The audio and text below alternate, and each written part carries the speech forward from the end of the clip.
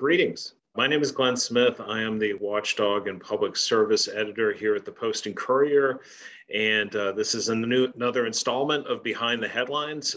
Today I have with me reporter Tony Bartlme, who's a four-time Pulitzer finalist and just today was named a recipient of the prestigious Chancellor Award.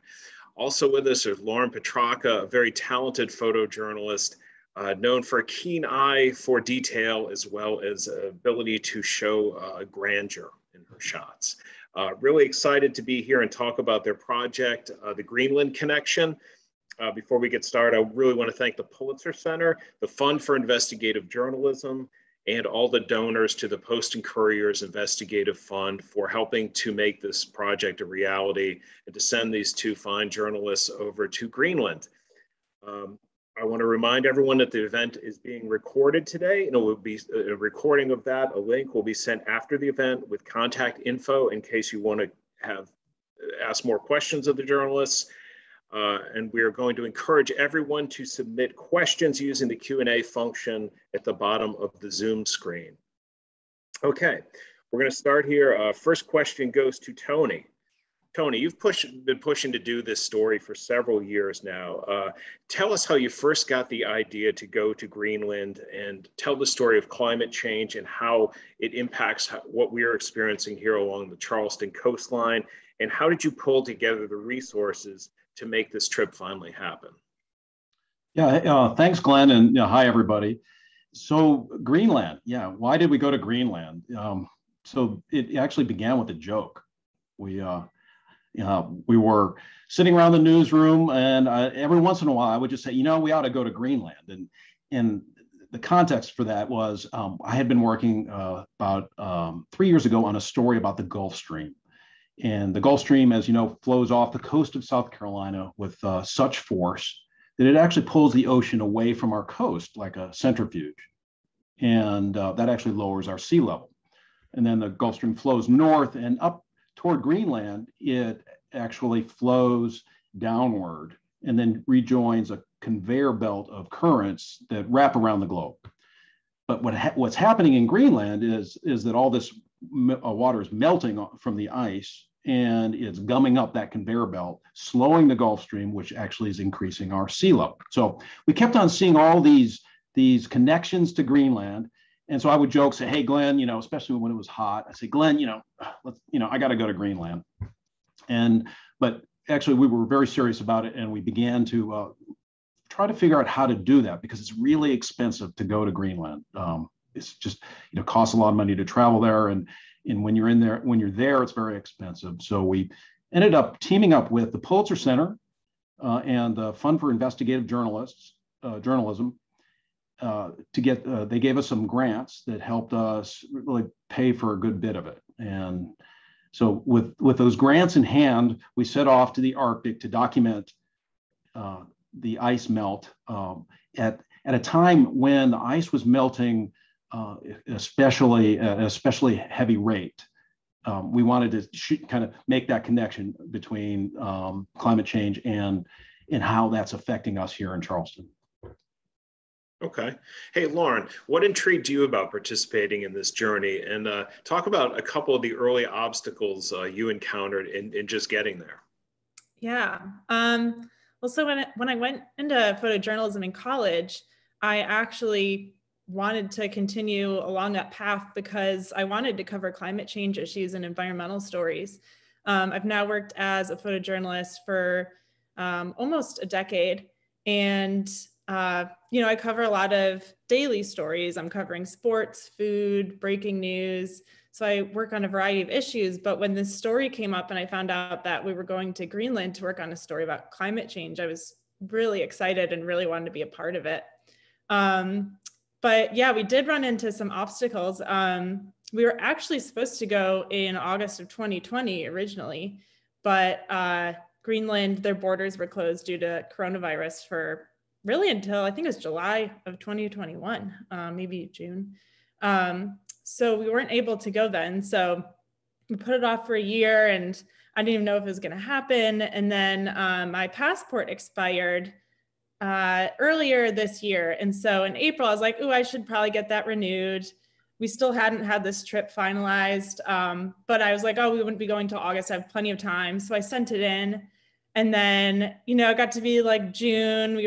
The trip was starting to get booked. I was like, I should probably check on my passport. And so started Googling like passport times. And there was all these articles about how, you know, the headlines were like, trying to renew your passport, good luck.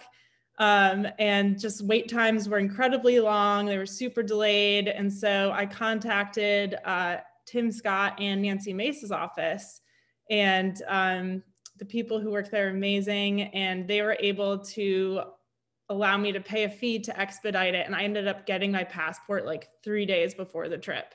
So we didn't know if I was gonna get it in time. Started to talk about like plan B, what if I can't go, but really didn't want to have that conversation because my heart was so set on it.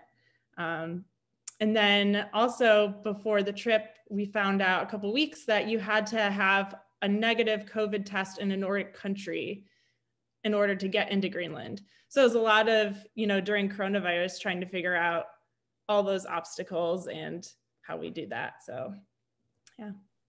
Okay. So Tony, after so many years of anticipating this journey, what were your initial impressions upon landing in Greenland? What was it like to be in the presence of these immense glaciers, and were you surprised by anything you encountered there? Yeah, I'll never forget the moment when we landed at the airport in Ilulissat, which is on Western Greenland, and we took a taxi into town, and going down this 2-lane road, I saw the icebergs in the distance really for the first time at ground level. And it was, you know, an emotional moment for me because just the sheer size of these things kind of blew my mind. And that was the beginning. That was the beginning of just one amazing sight after another. It's a spectacular place. Okay. Hey, Lauren, as a reporter, Tony's ready to go with just a pen and a notepad, pretty much. You've got to cart around all this gear, all these cameras and different things. What was it like crossing this sort of frozen ice sheet and these crevasses with all that gear on? And also tell us a little bit about the drone that got away and how that impacted how you were going to approach, you know, documenting all this.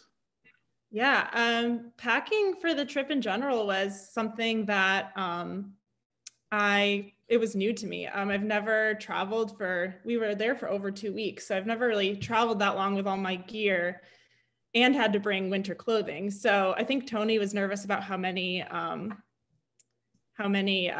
bags I was gonna need, but I ended up getting it very condensed. But hiking along the ice sheet was really interesting because usually I carry 2 cameras with me. One will have a long lens, one will have a wide angle lens so that I can kind of get things far away and close up in different perspectives.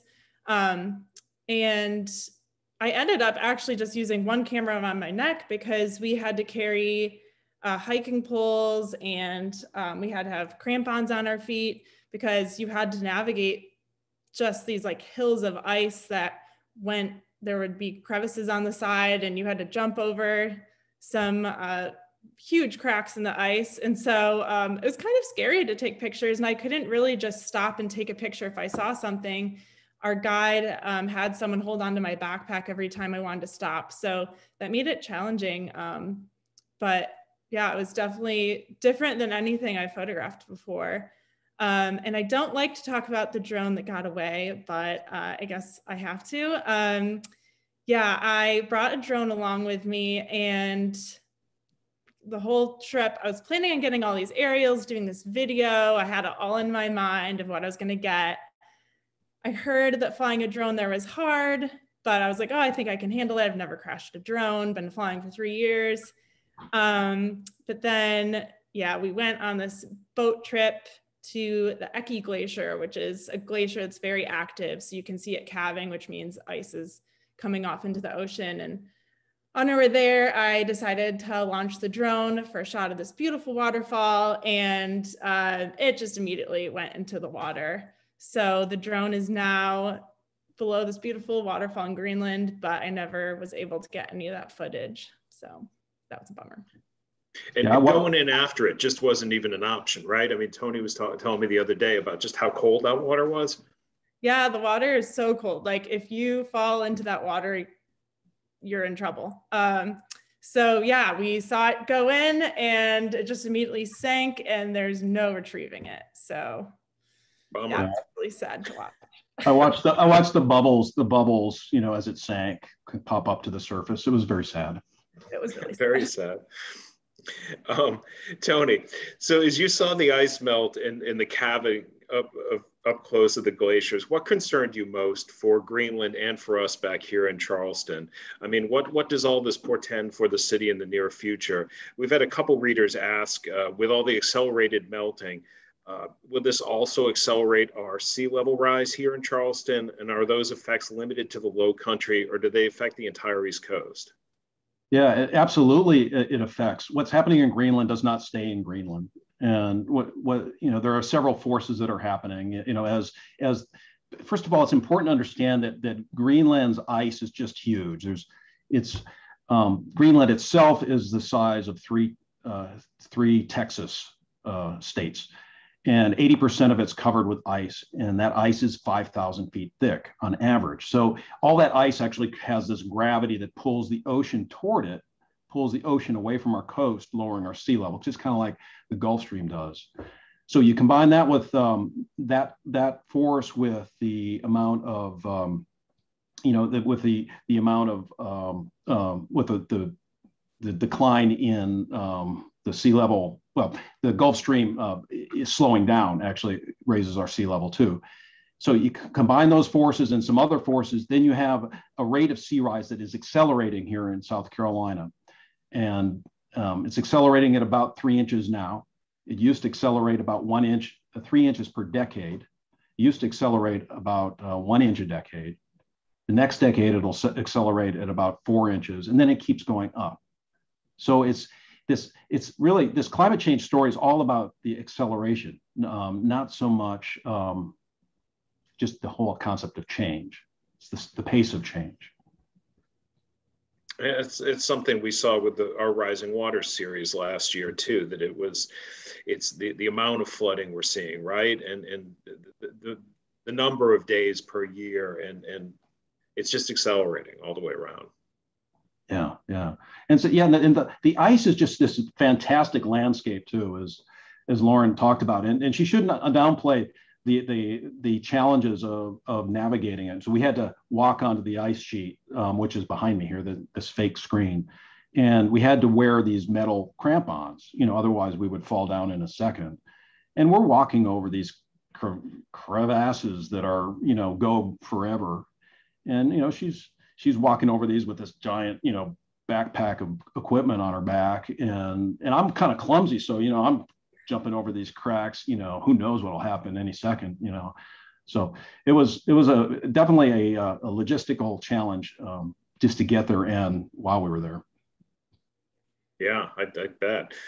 So next up, I think we'll actually see some of the photos of Lauren and you attempting some of these things. We wanted to maybe take, Lauren, if you could take us and guide us through what we're seeing here, and also discuss one of the approaches that you had for this project was to show the similarities and the dichotomies between the Greenland coast and the Charleston coast and the Low Country, and how that all, the interconnectedness. Can you talk a little bit about that? Yeah. So when I first found out that we would be going to Greenland, I started to do some research on, I didn't really know much about the country. I didn't know what the population size was. I didn't know, what life was like there. And so as I started to research that, I saw a lot of parallels between Charleston and Greenland. For instance, like tourism is a really big industry for them. So is fishing and shrimping. And so I kind of had the idea like, I wonder if I could photograph things in Charleston and photograph things in Greenland and pair them together so that our viewers and our readers can feel a connection between where we live and Greenland. Because a lot of times when I would look up stories about Greenland, I would just see pictures of ice. And I don't feel like a lot of people can connect to that. It's hard to show the scale there. I think it's beautiful and it's important to show, but I also wanted to go a little step further and show how it impacts us and that we're similar. We have, you know, a connection with the people there and the landscape. And so this is one of the pictures that I paired from there. The photo on the left is a picture we took from an airplane on our first day there. And that we flew over this dead glacier. And so you can actually see in the rock where it's lighter, that's where ice used to be. And so now all the ice is broken up and it's just not covered in ice anymore. And so I paired that with a picture that I took of marshland in Charleston, just to kind of show the similarities between, you know, the textures of our landscape and water.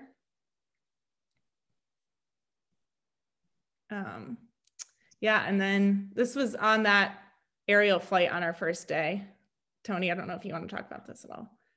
Yeah, I'm using my fancy camera there. Yeah, so we thought it was really important to fly to the fastest melting glacier in the world, and it is moving into the ocean at a rate of, I think, 150 yards a day or something like that, and it breaks off into these giant island-size icebergs. So essentially, all these the ice sheet is moving toward the ocean, and just like ice cubes in a cup, you know, you put a lot of ice cubes in the cup, and eventually it overflows, and that's one of the reasons why our seas are rising globally. And so we thought, you know, let's go to the pivot point, the place where it's really happening. And so we took this plane and flew around the whole area, and really got this broad view of things to begin our trip. Yeah, so this was from hiking on the ice sheet with our guide. His name was Adam. He's been on the ice sheet about 3,000 times, he said. And I think this picture just really shows how vast the ice sheet is. I mean, we were just on the edge of it, and it just goes forever and ever. And you can kind of see what we were talking about why you need crampons and hiking poles. I mean, we're navigating over these hills really of ice, and it was the coolest hike I've ever done. But yeah, it was difficult to navigate. And our guide told us, you know, don't step on snow because you could fall hundreds of feet into the snow. So you really had to watch your every step. And I was trying to follow his exact steps because I knew he knew what he was doing. Yeah, this is a picture that Tony took of me hiking on the ice sheet. So you can see I have my camera around my neck, had some more gear in that backpack, which I didn't end up using at all because it was too hard to take anything out of my backpack. Another cool thing we got to do on this hike was we actually went to a stream and we filled up our water bottles with the ice melt water. And it was the coldest, best water I've ever had. I think it's also interesting to note on that previous picture that the ice is dark, and it's dark in part because of dust, but also dark because of wildfires and other pollution that ends up landing on the ice. And because it's dark, it absorbs more heat and it melts faster. So that's another whole part of the story. Yeah, they actually said that there's particles of rubber from our tires up there. So that to me really drove home, like, we are all connected, like just what our story is about. You know, what we do affects them, what's happening there affects us. So that was really powerful. And that particular stream, that wasn't as treacherous as some of the other crossings we made. That you could, on some of those we crossed, you couldn't see down, you couldn't see the bottom. Yeah. And this was a really, you know, treacherous hike, but also the rest of the trip, it was difficult to get photographs of ice. I thought it was going to be a lot easier, but you actually, you know, in order to get out to the ice, you have to take a boat, you have to get aerial photos from an airplane, or you have to hike. So some days, you know, Tony and I would go on full day hikes in order to get, you know, one image that would appear in the final in the final story. So this is another image or pair of images that I decided to put together for the project. So on the left is fishermen out in Greenland, and this was at sunset on a boat tour we went on. But the boat tour actually left at 10 p.m. because the sunset isn't until really 11. And so I paired that with a picture I took actually before the trip to Greenland. I went to Northbridge Park in West Ashley, and I got this family out crabbing. And so I love in these images, they're almost like opposite of each other in terms of color. And also, I love that, it shows people here doing activity that people are also doing in Greenland. This is the day that the drone died. Yeah, we're trying to hide our pain. I think this picture was taken before, which is why we're so happy. But this was with the guide Klaus, who took us out on his boat to the Eki Glacier. And Tony and I had to wear these suits that were both life vests, but also they kept you warm if the boat was to capsize or something happened and we were in the water. I think he said, Tony, correct me if I'm wrong, but I think he said we'd be able to last like 10 to 15 minutes in the water with these suits on. Yeah, it was. So the water is just a degree or two above freezing, and so if you go over, you actually gasp because it's so cold, and then you inhale the water, and so you die pretty quickly, a few minutes. But these suits give you an extra, I think it was 5 to 10 minutes. It wasn't much, but yeah, they were pretty cool to wear. Yeah, Tony looked really cool in his suit. He looked like the spy, and then mine was huge, and I looked like this orange marshmallow. It was pretty funny. But this is a good example of photographs that you've had to hike to get. So this was, Tony and I hiked for probably over 6 hours in and out, and we encountered this local man in Ilulissat, Greenland, and he was foraging berries. And so he's on this hillside by the ice. And when I was talking to him, he spoke English, which most people there speak Greenlandic or Danish, but he spoke English. And so I was able to talk to him. And so he was foraging berries, which he sells. And he told me that when he was younger, that this was all ice. And so it would just be ice if he came out here before, but now he's foraging berries. So that tells you about how much it's changed.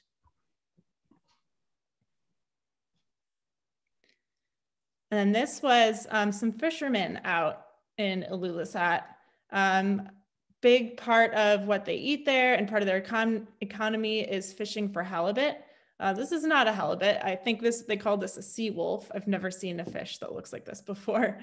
But this is a father and son out fishing, and it's just incredible. They fish among these huge icebergs, and there's humpback whales, and yeah, it was really incredible.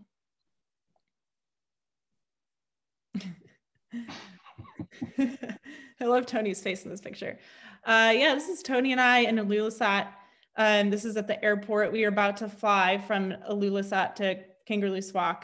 We were going to meet with NASA scientists to go on a flight with them. But we were in Ilulissat for almost 10 days, which is where the main glacier, the Ilulissat Glacier, was that we were focusing on. So I like this picture because it kind of shows our gear and everything that we brought with us. And my discomfort of being photographed. Tony, do you want to talk about this one? Yeah, so we spent some time talking with fishermen in Ilulissat, and one of them was named Ringo, and that's him on the right.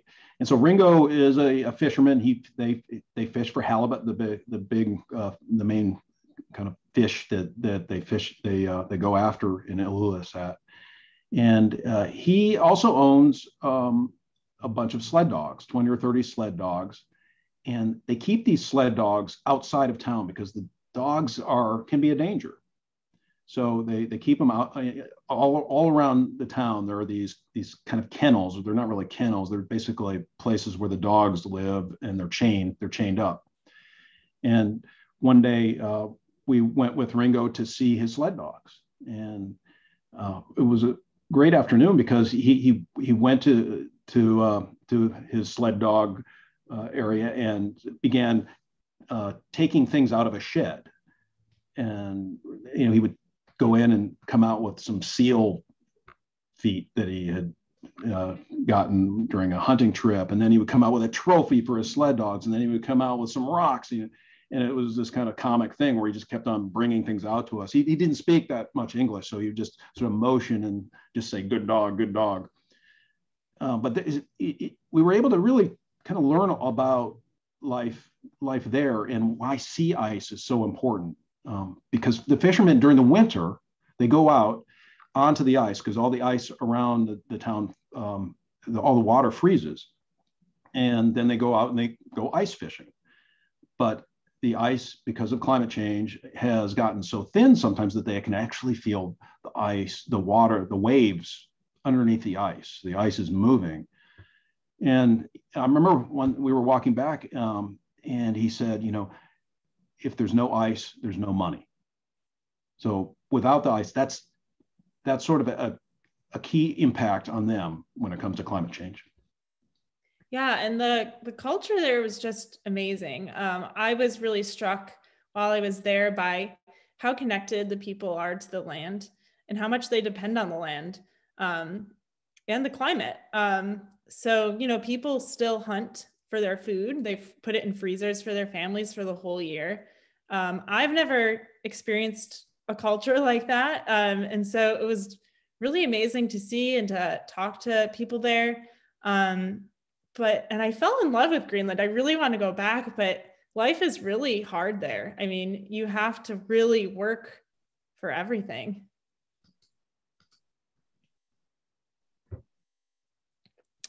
And I think this is the last picture that we have. This was another one of the pairings that I did. The picture on the left is an iceberg, and then the picture on the right is actually a tree at Bartlme Bay Beach here. And because of erosion there, these trees are being washed out to the ocean and they're losing the beach there. And I don't know, I'm sure a lot of people here have been to Bartlme Bay, but it's just hundreds of trees out there and, being washed away. It's pretty amazing. So I wanted to connect these two because I felt it really showed cause and effect. Greenland's ice melting is making our sea levels rise here. I think that's what this image shows. Okay, so we have a few questions from readers, from viewers here today that they'd like to ask. One is, what if any extra challenges did the extreme temperatures of Greenland present for your photographic equipment, Lauren? That's a great question. If we'd gone in the winter, I think I would have had to deal with this a lot. But because we went in August, it was actually a lot warmer than I was expecting. Temperatures were, some days it was in the mid 60s. Some days it was in the high 50s. The coldest it got was probably on the ice sheet, which felt like somewhere probably in the 40s, but really high winds. So it was a bit chillier. So it didn't really pose any issues with my cameras. I'm from upstate New York and used to work for a newspaper there. So I used to have to deal all the time with photographing outdoors in the winter and what that can do to your batteries. It can just drain your batteries. So that didn't happen there. It wasn't cold enough.